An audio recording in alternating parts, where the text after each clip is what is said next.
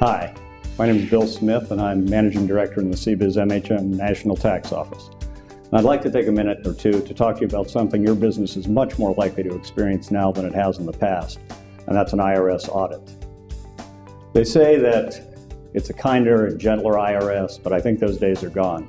Even though service is their last name, they're cracking down, and they're cracking down hard. In the fiscal 2011 budget, the IRS collected $2.5 trillion in taxes, which represented 92% of all governmental receipts. In fiscal 2013, the IRS asked for an additional $400 million for new enforcement activities.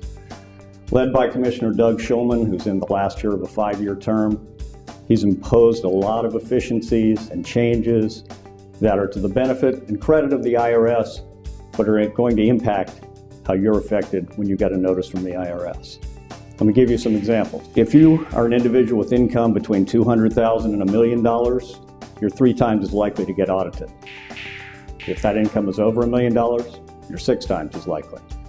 And the IRS has started a new high wealth individual initiative where when you go into that audit, they're going to have every single investment that you've made and every entity that you own, no matter what percentage. If you're a corporation, you have assets over $10 million, you're 10 times as likely to get audited. And they've introduced new Schedule UTP for corporations. UTP is a schedule you attach to your return that reports uncertain tax positions. You not only have to tell them which tax positions on the return are uncertain, but you have to rank them by size. I like to think of it as a note you attach to your return that says, "Dear IRS, if you'd like to audit any of these positions, in my opinion, you'll win." By 2014, that's going to apply to every corporation with audited financial statements and assets over $10 million.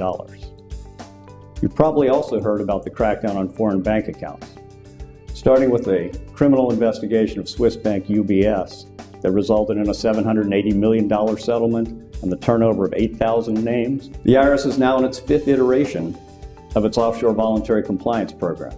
Through June 2012, that program has collected $5 billion in new taxes, penalties, and interest.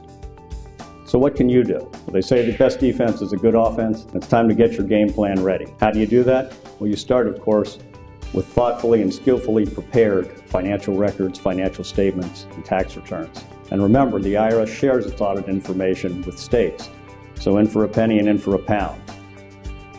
Get your game plan in order now, contact your CBIZ MHM tax professional, and don't be surprised when that note comes in the mail that invites you down for a little visit with the IRS.